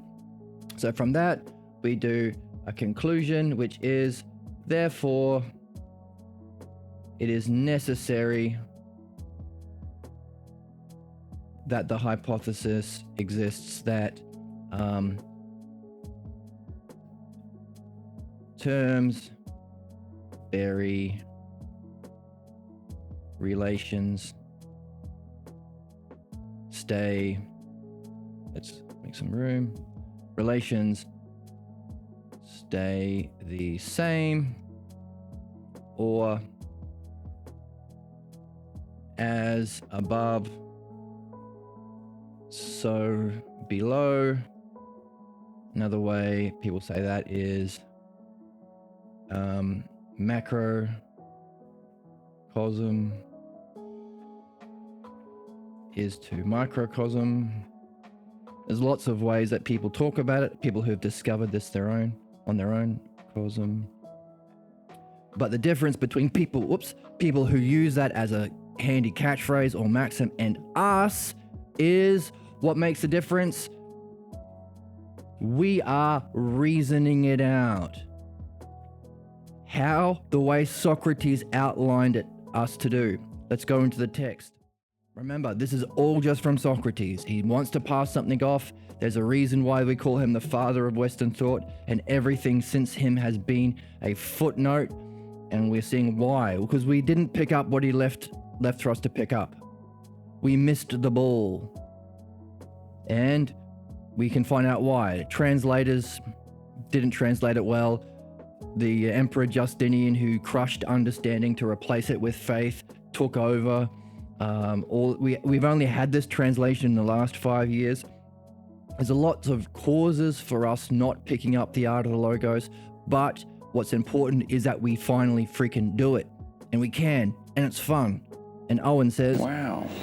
And his brothers say, wow, wow, wow, wow. His whole family is happy about that. Okay, so let's go back to how we explained what we're doing. Here we go. Guys, look, this is a few pages back. Look, let's ignore the sophisticated answers to things and let's just think in this way. Create a hypothesis of self. Make sure it's your, where is it, loftiest vision? What did you say? Oh, here you go. Your loftiest hypothesis, okay? Follow the consequences that follow. Are those concordant or are they discordant? Do they harmonize or is there something impossible about them? Okay? And then, hey, create another hypothesis. If you've done one, you should have learned something and you probably make a better one. Another hypothesis in turn. So look at whatever comes to light best of the loftier ones until you come across something sufficient. Don't mix the dry and the wet, just as those debate bros or argument people or politicians or academic philosophers, not all of them, but a lot of them, do by discussing causes and effects at the same time. Don't do that. Don't muddy the waters. Stick focused. By the way, that's meditation. Okay? If you can do that, stay focused on the causes and don't mix them together. So we'll need some sort of structure to do that. Dialectic, by the way, hint, hint. You can create a hypothesis, your highest vision or your loftiest vision and understanding. Use that. Don't cut yourself down. Don't diminish yourself. Don't set perfect standards. You don't have to be Socrates. You don't have to be non-human. Wherever you're at, use what you've got. Use your highest excellence. Follow the consequences that follow. Judge whether or not they're concordant or discordant. Create a new one after that if you want. but keep going until you reach the real beings. So this was Socrates laying it out for us earlier. He says, hey, I'm going to give you my personal account for how I got into philosophy. On my own. There weren't teachers of this around, just as there aren't today. So we're in good company, all of us here. But I had to search for more important causes because the best teacher I came across was Anaxagoras, who talked about the mind, but he went straight back into physical causes. That was a waste of time. And he didn't even ask what are the causes for the mind causes. That could be our life. Maybe you've had a teacher who offered a better understanding. Hey, that's what a lot of these people like Jordan Peterson, I don't know if you know him, he's just some joker on YouTube, who offers a more important cause. Your mind, your consciousness, there is a meaning to your existence. Wow, I like this guy. And what do they every single one of them do? Shortly after, they go back into the physical world and he starts talking about cleaning your room. We're back in the physical world. Socrates had the same problem. He said, I was willing to, let's find the guy. I was willing to find Anaxagoras. I was willing to follow him. Here we go. Oh, missed it. Here we go. I was willing to follow Anaxagoras, wherever he would send me. But, yeah. Sometimes it does something funny.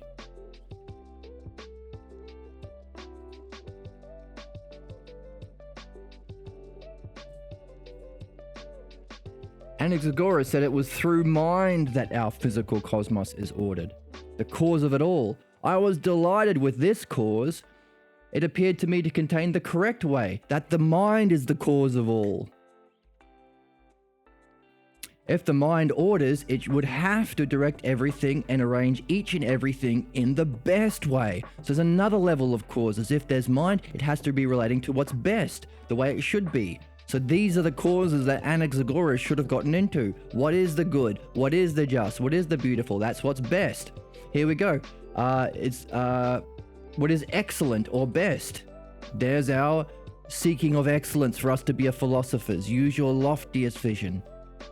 Seek excellence in everything you do. Everything. Use your highest dialectic and logos. That's to be in the game. That's virtue. Okay? And also the same logos, the same art of the logos must necessarily recognize that which is inferior or subordinate. What are we saying? We're saying that the same art of the logos can recognize where you're at, and also where you're stuck. So we can have the dialectic, which reaches being, but also philosophical midwifery, which is outlined in the orange book, if you've got this one, which is nothing other than the same art of the logos and dialectic applied to, what is it? The same relations, the same dialectic, but the terms are varied. In other words, the cause of our problems is we still seek beauty and justice and being, and we organize our life according to that way. Only the terms, what we considered beautiful when we were too young to have the art of the logos, is not actually beauty itself. So that's why we can use the same dialectic to reach our destiny, and also through the art of philosophical midwifery, remove the false terms to free us from our fate, to clear us up to pursue this without any distractions. Free us from our problems. Okay? So if we have to judge where someone is at and where they're stuck, so we can put them somewhere on this graph, the same art should be able to do both. The same doctor can determine where you're at with your healthy body, but also can recognize deviations, recognize illnesses. Okay, that's important. So back into the text. So what are we doing? We're reading the text and we're using our new information to reflect on it and see it in a new light, which is the hero returning home in a new way. Brings with him a new way of seeing that can benefit everyone at home. Or the dialectic, other back to self. You bring your conclusion back to your hypothesis. You've seen it in a new way. And hey, by the way, if this refers to the hero's journey, and it refers to the dialectic, and it refers to reasoning, then maybe it also refers to reality itself, or our incarnations in evolution. Why? Because if it's a universal pattern, it has to relate to ontology, as well as epistemology, as well as everything, what is and how we think. Therefore, maybe we can use this insight we're gaining about following the implications using our loftiest hypothesis, coming to a conclusion about harmony or discord, to come back to see what was there the whole time in a new way, needed for our learning, which is beneficial. Maybe this whole thing we can use. Dun, dun, dun, dun. Where's my sound effect?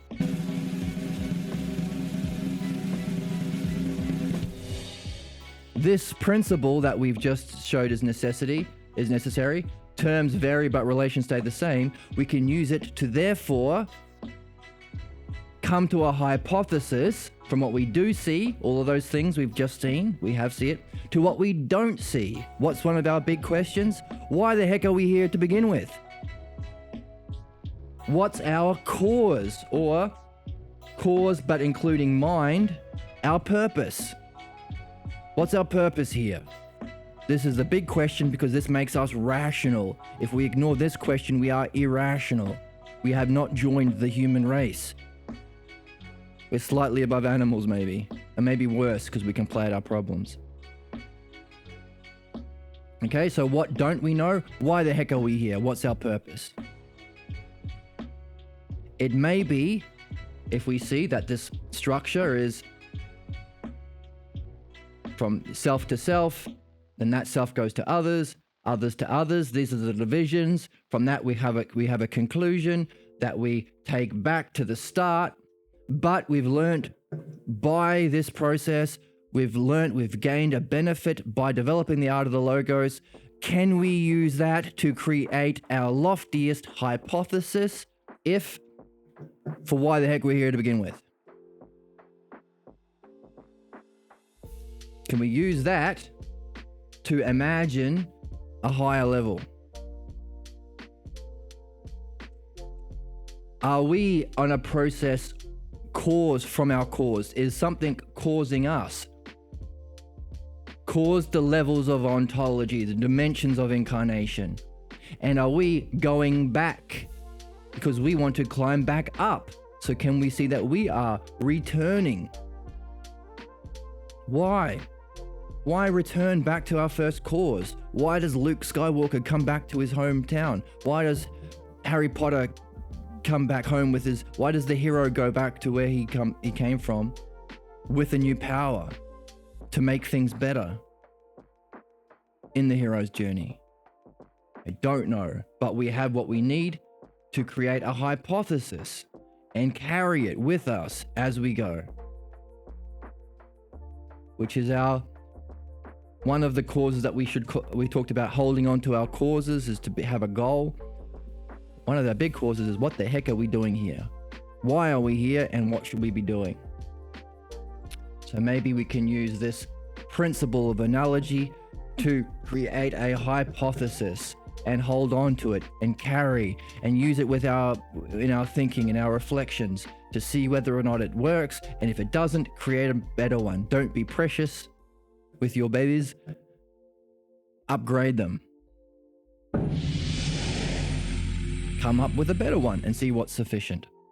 So all of this is coming from our learning. And so we are what?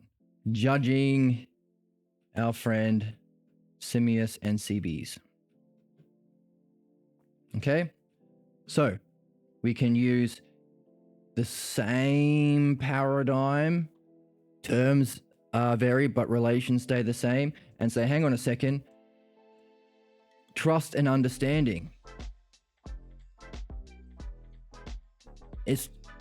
We can see where he is in his cognitive functions, because he's talking about trust, and that will give us an insight to where he is with his search for causes, and also in his development of the art of the logos.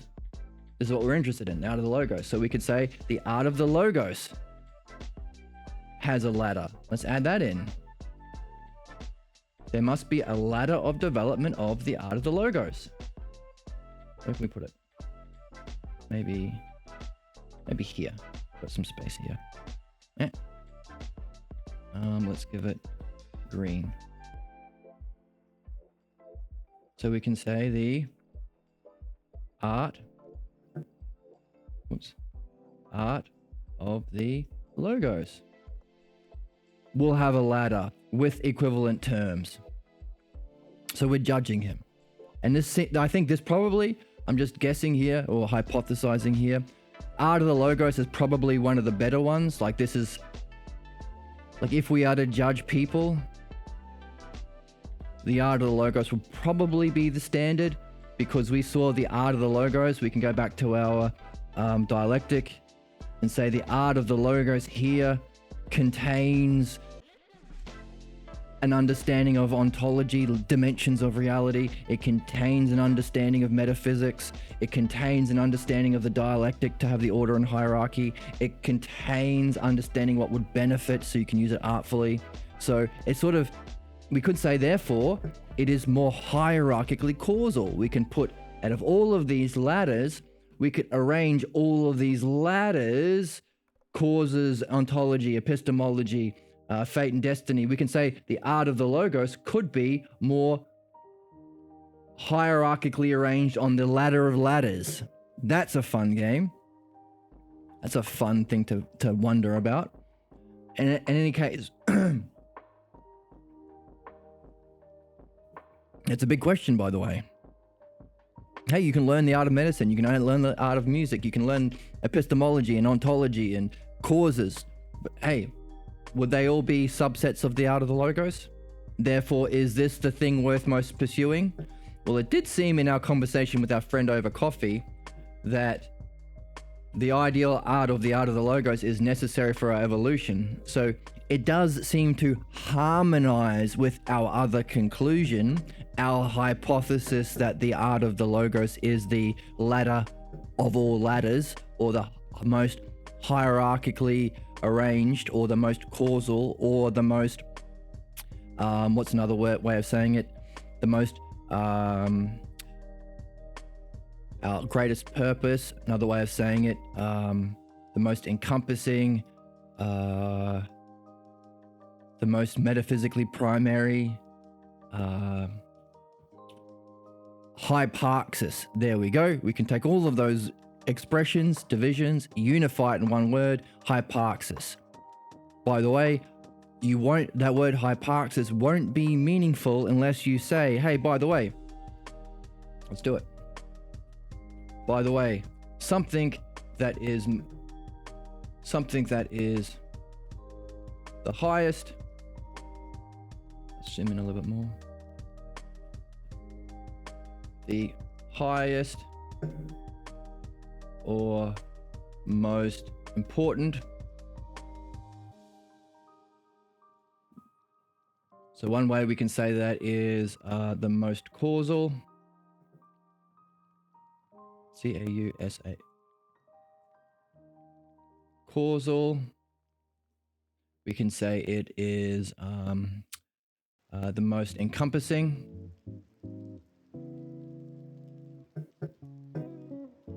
or scope, as the greatest scope. G-R-E-A-T, greatest scope. We can say it's the most ontologically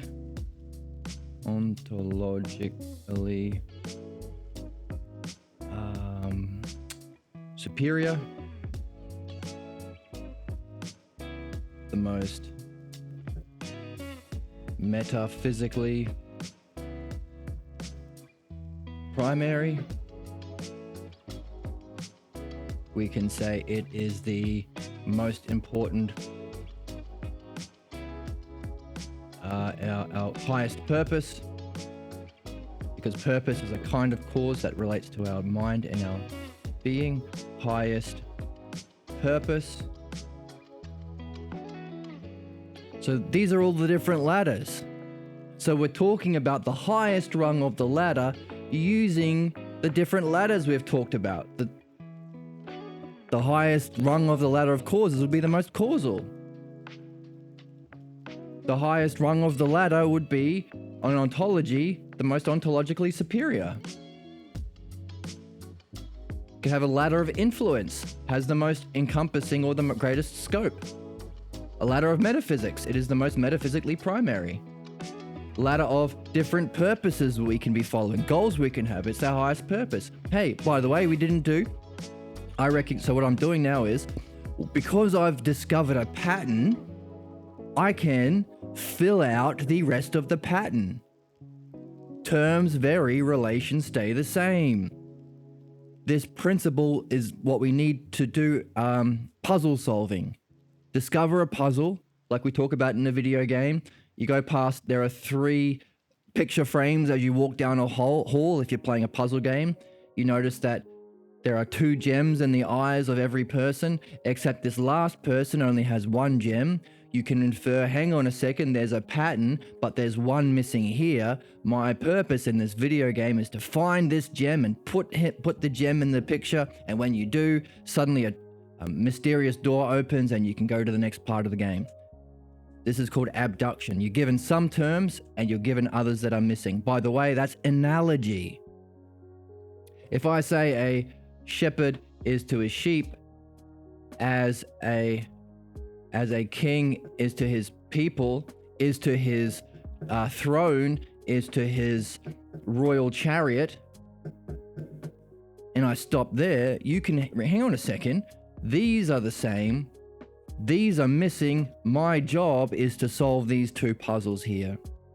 So not only is it my job, it's kind of more important to me because I've discovered the missing terms, I've discovered the question too. So, in a similar way, because we are playing the game, we are actually doing it every time we have a new insight. We do the extra work and we play it out in a dialectic. We realized ontology is there, but what are we missing? Well, we've got a bunch of ladders.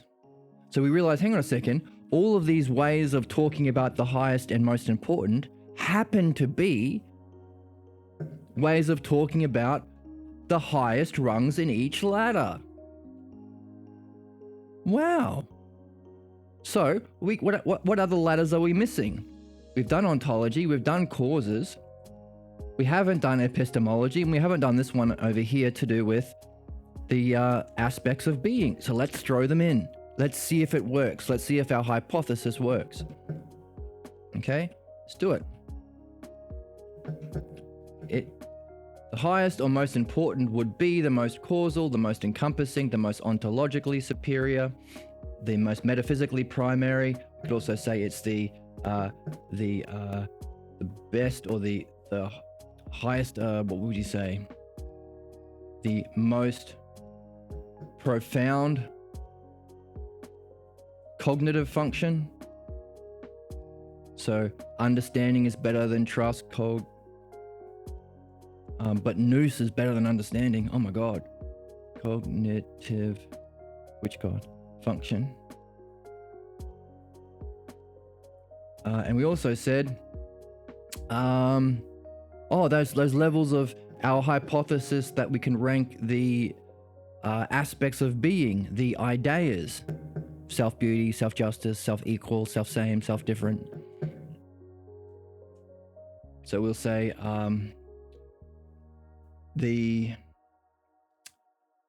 how we say it? The greatest? No, in terms of the aspects of being, or the highest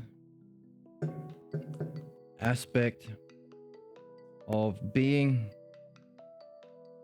or idea, not form, idea.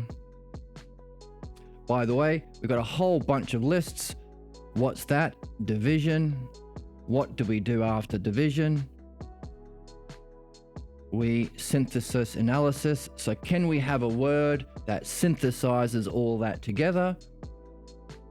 What does that do? That's understanding, by the way. If you look at a duck, you'll see a duck has a wing, it has a body, it has a neck, it has a head, it has a beak, it has little legs. It does stuff, it flies around. Now, if you take all of those parts and you unify it under one word, duck, it's yours now.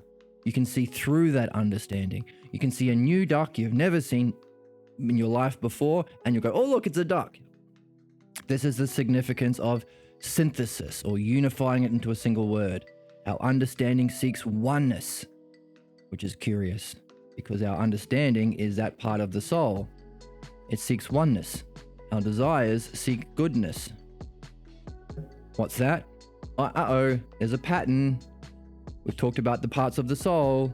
We know there are 3 parts of the soul. There's this desiring part, which seeks things that are good. We've just seen that the reasoning part seeks to understand, which seeks to bring it together into a one. What do? Abduction.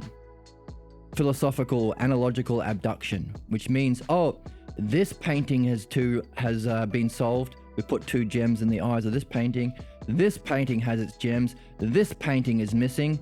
So our question is, if our desiring parts of the soul seek what's good, if our reasoning part seeks to unify it into a synthesis of a one, what the heck does that middle part of the soul seek ultimately?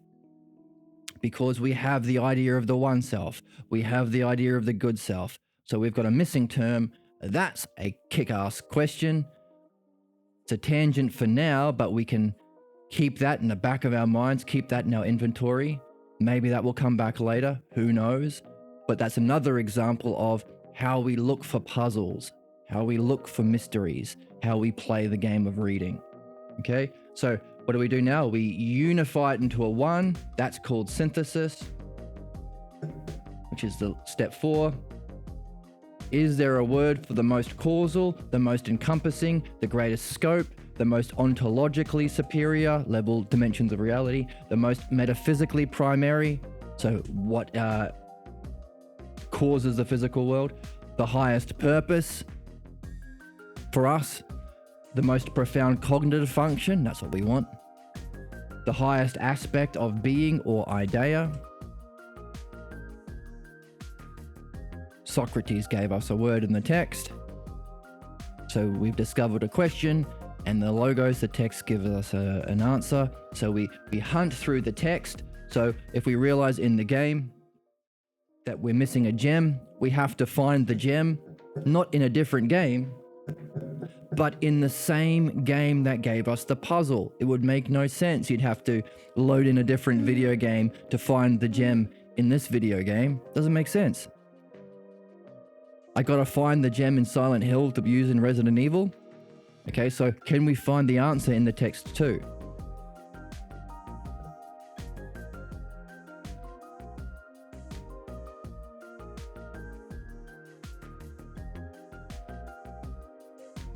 It's used once, which is often a clue, by the way. If it's used once, it might be what you're after.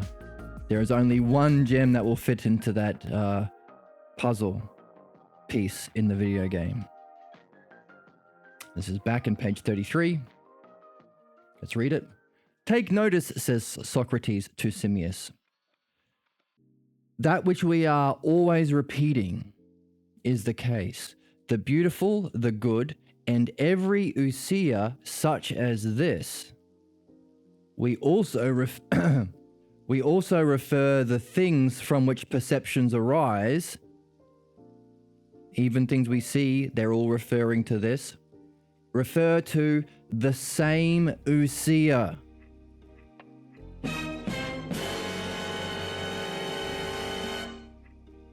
By discovering that they exist according to hyparxis.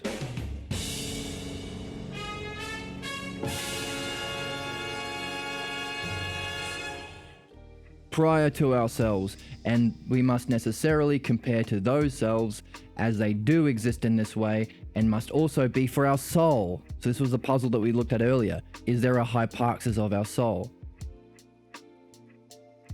It has to be in this way. There is a necessity for them to exist and for our souls to exist before we were born. So he's using necessity of the implications that follow from the hypothesis to say whether or not it was sufficient. It was, and Simius back then says it was sufficiently demonstrated. So there's, and a translator even reminded us by putting it in blue in the Greek. So we saw. So now we can go back with Socrates outlining how we reason. We can go back and say, oh my God, he was doing it the whole time. He was doing it the whole time. We just didn't see it was there until we went on a journey to develop the art of logos as ourselves by these exercises. We can take it back to the beginning and see it was there the whole time. So now Socrates isn't some mysterious, amazing philosopher of all philosophers. We can see what he's doing, and it's simple. It's ours now. We are matching Socrates, which is our task in reading, to bring our mind to the level of Socrates, to match him. So he was doing it the whole time. And by the way, maybe it was time for us to go back and revisit. So if it was time, if Socrates goes, okay, they've gone through the text so far, they have enough to realize what I was doing back there. Let's send them back. How could he send us back? Maybe give us a puzzle that can be only solved with one word used once in the text, and put that one word used once right back here. So he's making us go back. He's helping us out. He's setting the puzzle. It's not a randomly ordered video game. It's a perfectly ordered video game. Like in the game, you go back to find that gem, and all of a sudden the boss character is there, or your friend is there, and you run into him. Oh my God, Barry, I didn't mean to see you here. Good thing I was going back to collect that one gem. It brought me to the place I needed to go to see you. That's a well-crafted game. So too in the text, we're going back to see this word, and we're forced to revisit this paragraph and realize, oh my God, he's doing the same thing. And Simius uses the word sufficiently. We are judging Simius and Cebes, aren't we? Cebes, wait a minute, was it Cebes or Simius? Simius said it was sufficiently demonstrated. Cebes, Socrates says, what about Cebes? We must necessarily persuade Cebes also. So, Socrates recognizes Simius is at a higher level of development along the art of the logos, and we can judge that ourselves using his logos. His word was sufficiently demonstrated. Keyword sufficiently, keyword demonstrated. So maybe it's time for us to judge, considering Socrates says this is the art of the logos, to judge. Socrates says, what about Cebes? We must necessarily persuade Cebes also. So we can also see something about Socrates functioning as someone with the art. He can already see that Cebes is not going to be at the level of Simius. Even though Cebes is more familiar with Socrates, he's familiar with the logos of learning as remembering, he's not at the level of Simius, and Socrates can see it. So now he brings it in. We must persuade Cebes. That was our judgment, didn't we? Didn't we judge that Cebes, I don't distrust the argument that our soul is indestructible? That wasn't sufficient. He didn't use the word sufficient. He's still a level of trust. Slow down the development of the art of the logos. Socrates says, I can judge Cebes. He still needs work. Thumbs up. Simius says he is sufficiently convinced. So now we can judge Simius. How well was Simius in his art of the logos, in his ability to judge Cebes? Maybe thumbs down. Because he thought he was sufficiently convinced. I mean, he says he is obstinate of humans, the most obstinate of humans, and is mistrustful of the logos. So there is some. He can judge him. He has a mistrust of the logos. So he's recognizing he's at the level of trust. He's recognizing he has a kind of negative relationship with the logos in a lot of ways. So Simius is doing okay, but not as good as Socrates. All of that we are prepared, or we are sufficiently prepared to be able to judge and see for ourselves. If we were made to go back, and we were. Why? Hyparxis, the one time it was used, the one time the gem is in the game. Okay, so why do we care about the word hyparxis? Because we have a question. What's a word from the text that can unify all of these different versions of ladders? If we realize that there is a ladder which is needed for an art, and it's the universal art, it's the art of all arts, which we are curious about, because why the heck is Socrates saying this is the one thing we need to do in our lifetime?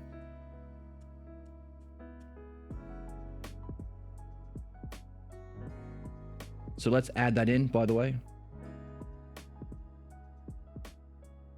We've already got our highest purpose, but we can say the greatest art, throw that in.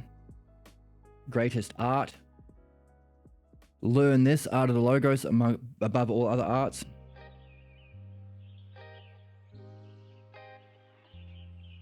So if we recognize if it is the universal paradigm, relates to everything, allowing us to judge, what is the name for that which is most causal, most encompassing, most ontologically superior, metaphysically primary, our highest purpose, our most profound cognitive function, the highest aspect of being or idea, and the greatest art? What's the name for all of that? Hyparxis. H-Y, let's write that better. H-Y-P-A-R-X-I-S. Hyparxis. Synthesis. Okay, so we can bring that back to so we're seeing more about the significance of the art. It's the hyparxis. So our question today was, if there is this development through multiple lifetimes into different dimensions, how can we benefit? How can we make sure we live a good life of virtue and not vice? But also, what kind of person can even make that decision? What kind of person can even evolve better, can evolve through reincarnation? They necessarily need the ideal art, we said. Because how many other people are studying that dimensions exist? How many people come into the chat and say, oh, there's no such thing as a different dimension, you're crazy? How many people accept that there are aspects of being that are understandable? Even spiritual traditions like Buddhism, Taoism usually don't say it's understandable. They just say, oh, it's just brilliant light and that's all. Just sit in there, dwell in the isles of the blessed, Socrates would say. How many people actually study it with a logos? Only philosophy. How many people learn the ordering and structure? Only philosophy. Only the logos. How many people can use it to benefit using the dialectic? Only Socrates. Only the art of the logos. Therefore, the only people on this planet who can actually evolve and do what we're here to do are necessarily those who are learning the ideal art. Those are the ones who can evolve through reincarnation. Not only is it the ideal art, it's the most important, most causal, most superior, all of these things. It's our hyparxis. Therefore, if you're having coffee with your friends, put in a good word for philosophy. And also it shows us we're on the right track. And and we can also see more about why Socrates is saying that we are here to learn the art of the logos. So, with that in mind, more seeing, more development, more practice, more stakes. Let's go back to where we were in the text.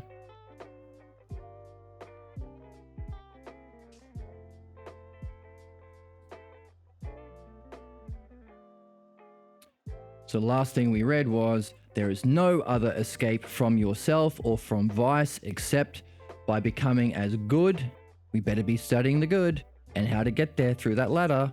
And most phronesis, we better be developing our virtues at the same time. For the soul goes into the realm of the invisible, possessing nothing else except her paideia.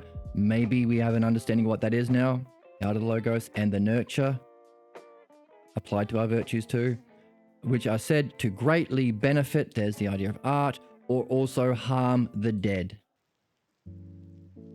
From the very beginning of that journey. So maybe the very moment you're able to pull this stunt off in excess noose or separate the soul from the body, right from the beginning, you will be benefited or harmed depending on how well you have been doing this. How well have you been nurturing your soul in other things? It's going to harm you. How well have you been nurturing your soul in this? How many of these episodes have you watched of this podcast? How much have you been practicing, playing along, having your own dialectics in your mind or in documents or using it in your art? That's your education.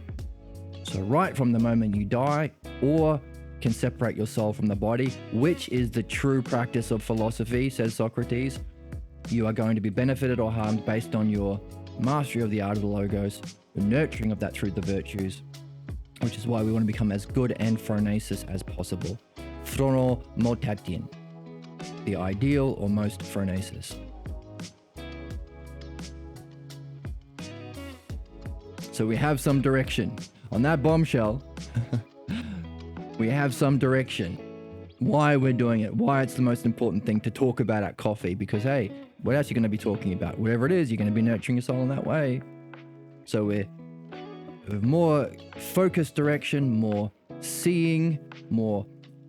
We are further up that ladder of the hyparxis ladder, the ladder of the art of the logos ourselves, from this reflection, from playing the game, from looking for puzzles, from looking for solutions of those puzzles in the text. We are climbing that ladder, and good for us. Wow. Wow. Wow. Wow. Okay, so next time, with all that in mind, where does Socrates go from there? We're doing our best to match him, and let's see where he takes us, because again, I can see the word daemon. Daemon is ahead in the next sentence. And what is that significant? Well, remember, we made a ladder for ontology, bugs, animals, humans, maybe daemons? The next dimension up, maybe? So this is a working hypothesis. So hopefully Socrates will help us with our hypothesis or question, give us some more terms of the logos to fill in, to answer that question, and help us on our climb of the ladder into the realm of being, beyond as well, both in this life and for eternity.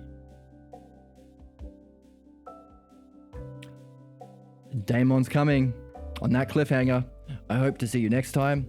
Feel free to like and subscribe on YouTube. Feel free to join us on Twitch. There should be a link below. Feel free to join the Discord to keep the conversation rolling. Sharing your own dialectic if you're doing some. Share your work. Enjoy it. Benefit others. If you have the means and you want to, is appreciated if you can support on Patreon. And chase your hyparxis. Hold on to that cause and purpose. There's a text below if you want to read along on your own, and it's free. And I hope to see you next time.